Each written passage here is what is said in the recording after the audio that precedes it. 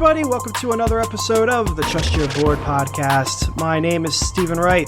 I am joined by Mr. William Monroe. We've got a special episode here for you today. We're doing a review of Will and I's Work League draft.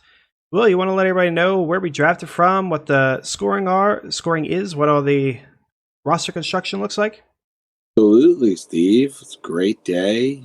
Day after our Work League draft. I think for the most part, everyone's thrilled with their team, looking at their team that they think's going to win, but obviously they can't all win because I'm going to win again this year. So it'll be fun. Sure, whatever you say. Fun to take a look at everyone's teams here. So in our Work League, we've actually switched from standard to half-point PPR. I know Steve and I, to a lesser degree, I know Steve, this is your baby, trying to get us off that standard scoring format. A lot of campaigning. Time to get out of the Stone Age, man. Yeah, a lot of years worked there. So I know you probably are feeling real good about that. Yeah, definitely. 16 roster spots here for our Work League. 12 teams. As I mentioned, half-point PPR. Everything else is pretty standard scoring format. 6 points for a quarterback touchdown, passing touchdown.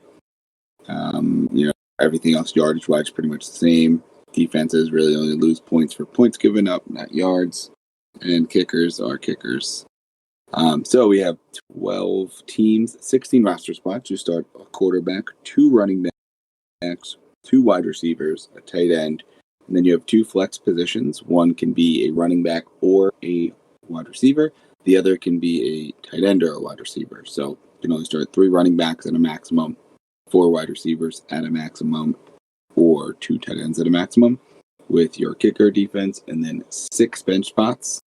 I believe we are still working out the logistics of possibly adding some IR roster spots for COVID this year. Definitely something everyone to think about going into your leagues this year. We're trying to do like a gentleman's agreement where these IR spots can only be used for COVID-related players. A lot to think about here in this type of season. So here we're just going to run through, kind of like we do with most of our mock drafts, almost like we were drafting here, but kind of reflecting on who was taken around us, what our thought processes were at each. So we drew the names out of the hat at the draft. In our league, we do a consolation bracket, so the 6 teams that don't make the playoffs play in their own tournament, and the winner of that gets to select where they draft in the next year, here in 2020. Our friend Tom won the consolation bracket and chose the number 1 pick. So the rest of us were all thrown into a hat and picked reverse draft or reverse from 12 to 2. So I am at the 2 spot, and Steve, you drew the 10 spot, right? I did. I was quite happy with that. Yeah, I was hoping to be further down that end myself. So I definitely I think it's interesting the way it worked out here.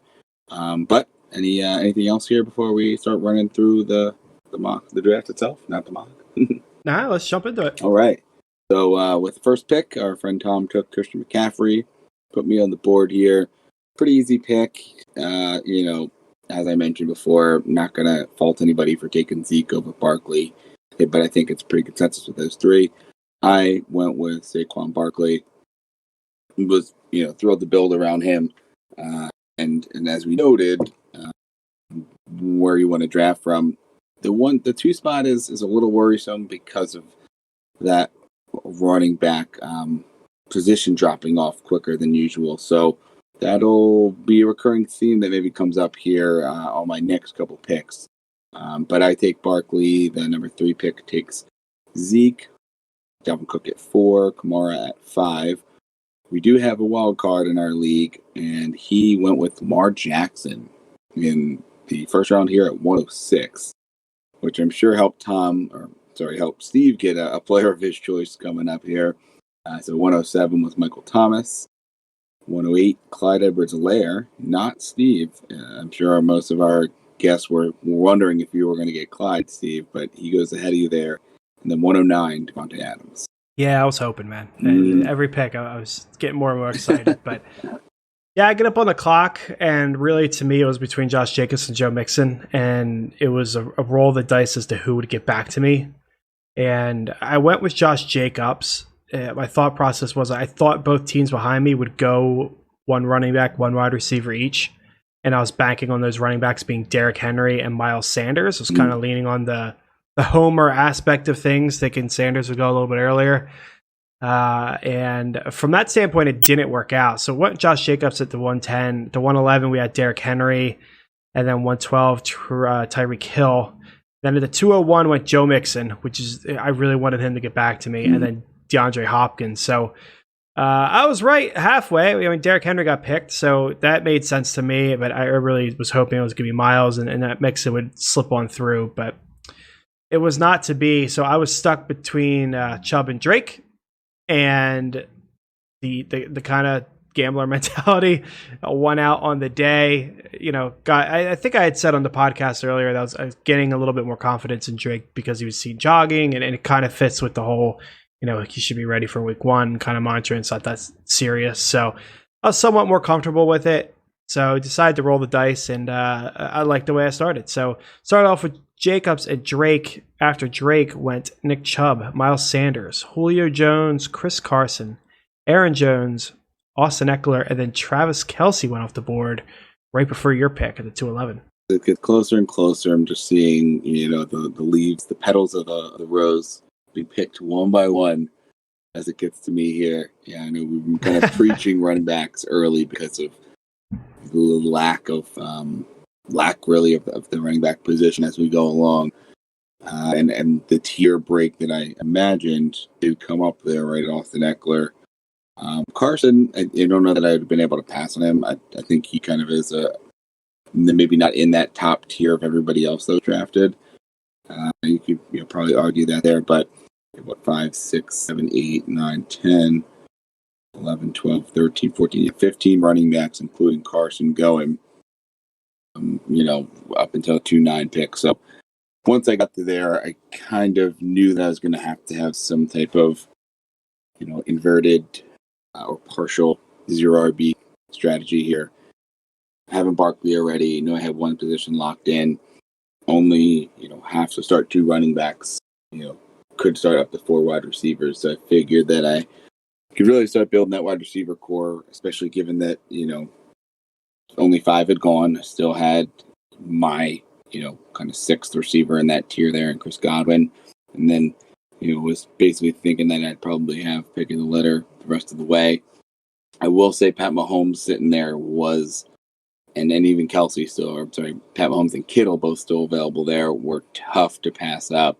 But I just, as Steve and I both said, whenever you go quarterback or tight end early, I just don't love the way the team looks.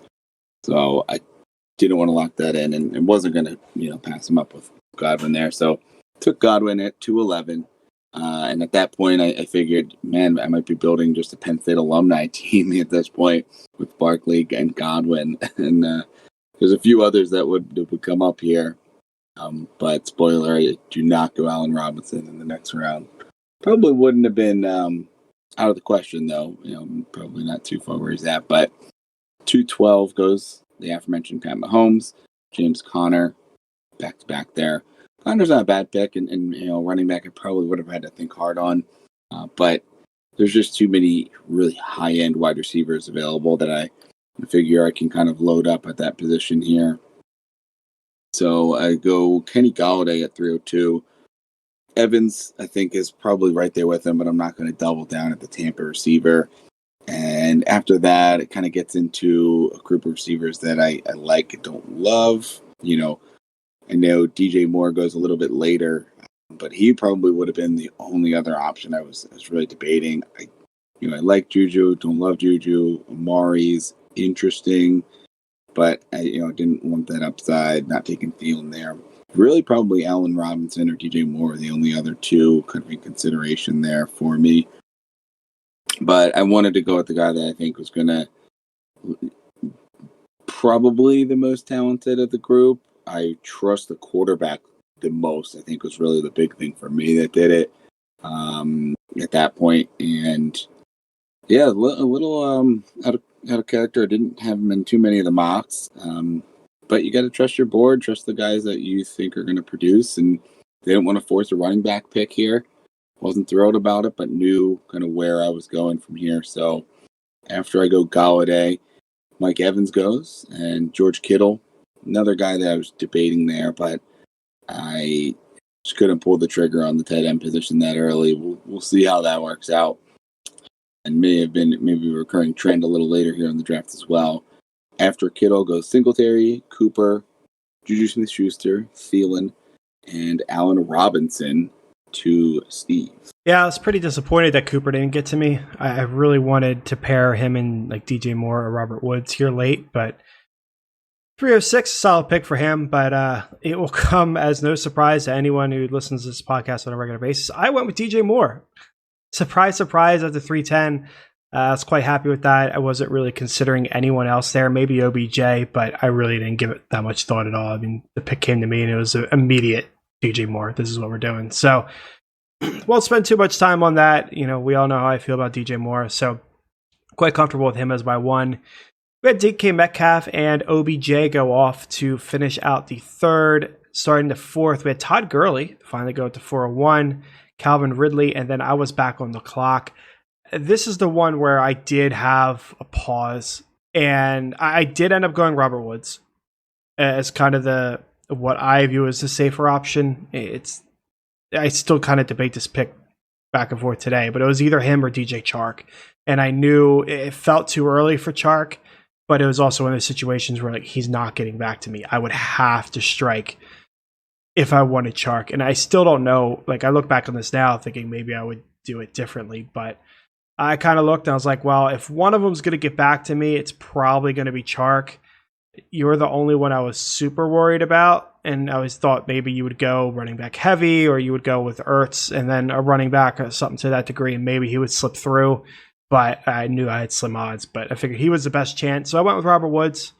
After that went Leonard Fournette. I was also considering Fournette too, but in the mocks that I had done out of this position, I liked the two running back, two wide receivers more so than two running backs, a wide receiver and a running back. Yeah. So passed him up. And Fournette, this was done yesterday. So this was taken before Mr. Leonard Fournette got cut. Yeah, we dodged a serious bullet on that one. So Tyler Lockett, Lev Bell, Jonathan Taylor, Melvin Gordon, Cooper Kupp, and A.J. Brown went off, and then you were on the clock here. Yeah, A.J. Brown was one that I was hoping would fall. Cooper Kupp even would have been great too. The aforementioned DJ Chark was the target here outside of those two. And the next couple rounds, I do kind of start working a little bit of just kind of draft strategy, being in the two-hole. Basically just working around what the guy who's drafting first has been doing. So going into this round, this pick here, 411, he's got two running backs and a quarterback. Looking, at taking a running back, and there's some rookies available. David Johnson was one that, wasn't in love with, but I think that he has a good floor, especially in the half PPR. Going to get some catches as long as he can stay healthy. But knowing that the guy behind me had two running backs, I'm going to get the receiver that I want first, and then I'm pretty confident I'd be able to get him on the next pick. So I struck at DJ Chark. I think it's really great upside to pair with Godwin and Galladay. I have three receivers set there, so one of my flexes is already covered.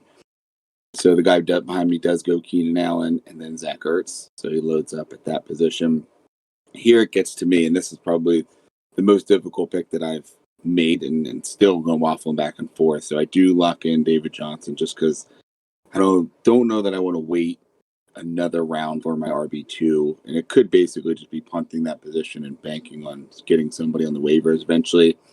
Mark Ingram or Andrews was really tough to pass up there, though. What do you think, Steve, at the 302, the 502? Could you have passed up Kittle and then Andrews subsequently? Yeah, easily. Because I don't like my team. I draft tight end early. I never do. So, yeah, I mean, Kelsey, Kittle, Ertz, Andrews, they might as well be off my board. Like, it sucks to say, but they would have to fall to a point that it's just unrealistic for them to fall for me to take the shot on. And I think Kittle was like that way for me too, but Andrews at 503, 502. If I was going zero RB, I feel like that would have been a really nice, Godwin, Galladay, Chark, Andrews, pair with Barkley. But I just couldn't punt that running back position. And we'll see in another round what's available there, and it's not pretty. So David Johnson, while it isn't great, it's something that I needed to do. So after me, Mark Andrews, as I mentioned, Cortland Sutton, Terry McLaurin, Hollywood Brown, DeAndre Swift, Mark Ingram, and Dak Prescott. I was really hoping Ingram fell to me here. He would have provided me a safety that I wanted to cover any Kenyon Drake issues. So that was a shame. This was kind of I guess it wasn't this pick that was that pivotal. I kind of figured I was going running back because I wanted, at this point, I wanted to build a running back heavy team. And it was between Cam Akers and Ronald Jones and Kareem Hunt. I did go with Cam Akers, a little bit of an upside play.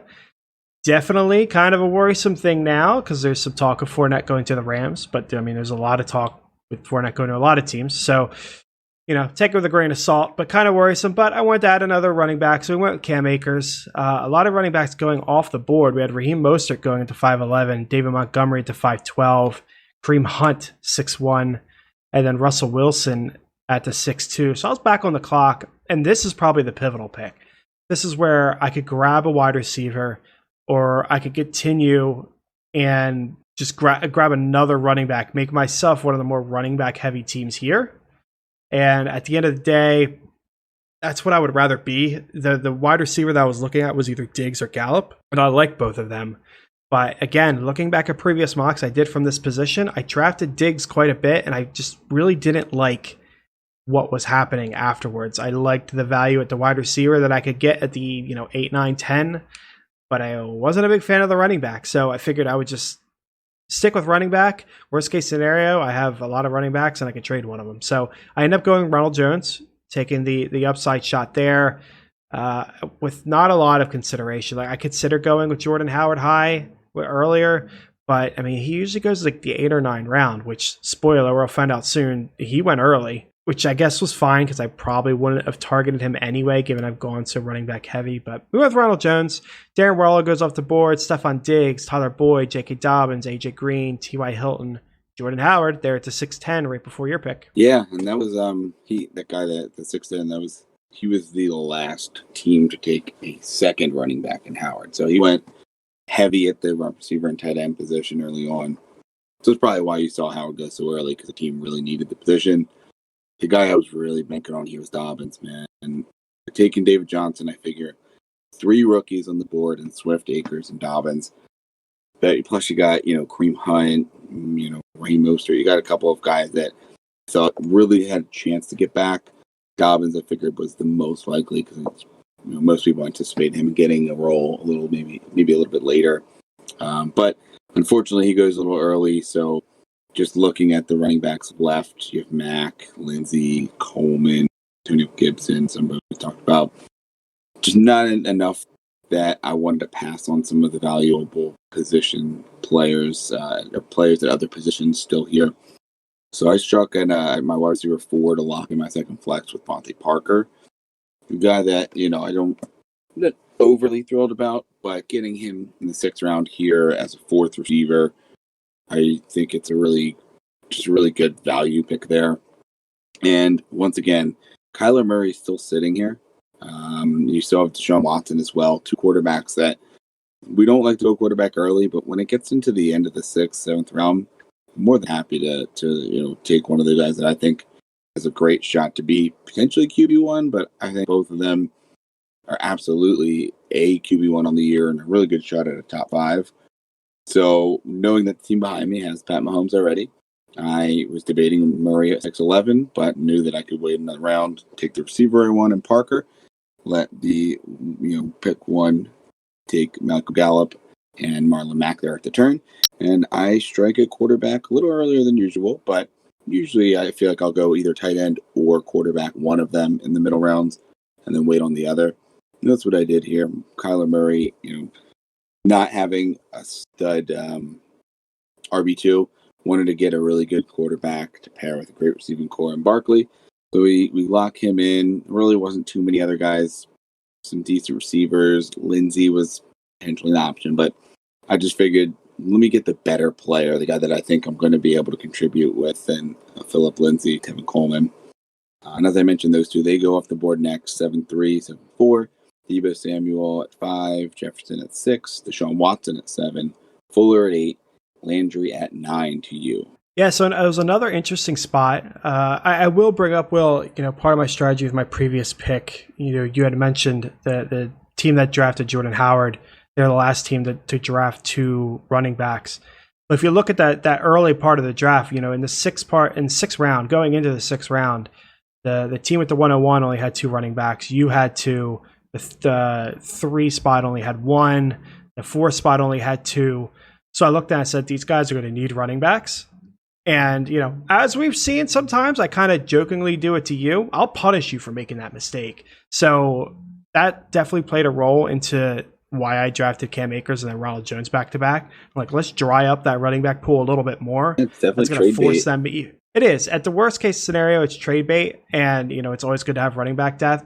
Best case scenario, I'm trying to force these picks to pick running backs earlier, which are going to allow wide receivers to fall to me later. We'll see that 3rd pick does go 3 running backs in a row from round 6 to round 8. So definitely made him have to strike at that position and not be able to basically take a team out of the wide receiver pool completely. Yeah, definitely. There's a whole cluster of running backs in that little group from pick 6 through 9. So yeah, it kind of worked out that way. Whether my pick sparked that or not, it's up for debate. But anyway, we're on the board. And I like a lot of the wide receivers. Not a lot, but, Marvin Jones is still on the board. So he was kind of my target coming around here. But I decided I'll take another upside shot at running back, and then I just won't attack the position for a long time. And I went with Antonio Gibson. He's my 5th running back at this point. If he doesn't work out, he doesn't work out. If he does, I might just hit big. So that was kind of the thought process behind that pick. After that was Rob Gronkowski, Julian Edelman, and then the first snipe that I've experienced, one of a few that took place, it feels like, was Marvin Jones going to get the 8-1. Our friend Calvin pulled that off, and that hurt. Impressive. Yeah. Yeah, he got you for Mixon. He probably got you maybe for Kareem Hunt there. Yeah, Mixon, Hunt, Marvin Jones. He got me on Jonnu Smith later in the draft. Spoiler, I don't end up with Jonnu Smith. So, yeah, I mean, I got caught a couple times by him specifically. So, hats off to him. But Marvin Jones with 8-1, CeeDee Lamb at the 8-2. So, I was sitting here and I was debating between Brandon Cooks or Deontay Johnson. And at the end of the day, I really just didn't want to roll the dice on Brandon Cooks. He kind of fits the team more. I got the safety guy in DJ Moore. I got a safe guy in Robert Woods. I can add a boom guy like Brandon Cooks, but I just didn't want to play the game with the concussions there. So I added Deontay Johnson, a solid wide receiver. It kind of gives me flexibility because he's not like a heavy target PPR guy like Robert Woods or DJ Moore. He's not a high flyer like a Deshaun Jackson or something like that, or Will Fuller. He's kind of in that middle ground, so it gives me kind of flexibility from the positional standpoint to kind of do what I want. After that pick went James White, Tyler Higbee. The first defense goes off the board with the Steelers, followed by the Ravens. So that's 8-6 and 8-7. Manny Sanders, Brandon Cooks, Kerryon Johnson. To you with your final pick of this draft. Yeah, we'll split it up here. We're going to do the first 8 rounds in this episode for in place of a mini mock, and then we'll do the second 8 rounds, and then maybe kind of an overall recap in our next mini mock tomorrow. So yeah, there wasn't really too many guys I was looking at. The defense has helped my next pick fall to me a little bit more. Higbee maybe, but going quarterback last round, I'm not looking to go tight end early. I'd say, Marvin, obviously I knew was getting back with you there, so going ahead of you made sense. Kerryon Johnson, maybe interesting, especially, with him potentially getting some earlier work this year. But really wasn't too many guys ahead of me here that really wanted. Cooks would have been another interesting pick there, but needed to go running back and was really happy to still see Matt Breida there. I know you and I both were higher on him than a lot of people. It's him and Howard, and who knows? I think it's probably going to be Howard's the goal line guy. Breida is, between the 20s. And it worked for him last year. He was relevant. You could play him when he was healthy. And I think, he has a better chance of being more than that because he's not competing with Mostert and Coleman when Coleman's playing well. So I think Breida made a lot of sense here for me. Wanted to get a third running back, and if he pops, maybe can help with David Johnson. But really, at this point, only have the RB2 as my potential hole if David Johnson doesn't pan out. And so I'm getting Breida there to fill that. I've got my quarterback, RB1, and all of my tight end or all my wide receivers and flex covered. So the last pick here of this round is Evan Ingram. So that'll wrap it up here for part 1 of our draft recap. Part 2 is going to be coming out tomorrow. We'll run down the last 8 rounds. Probably go a little quicker because a lot of defenses and kickers scattered in there. Maybe we'll take a look at how some of the teams ended up. Some draft strategies that we see some of our friends take there. Any last words here for this one, Steve? Nah, tune in tomorrow for the second half of the draft. In the meantime, trust your board.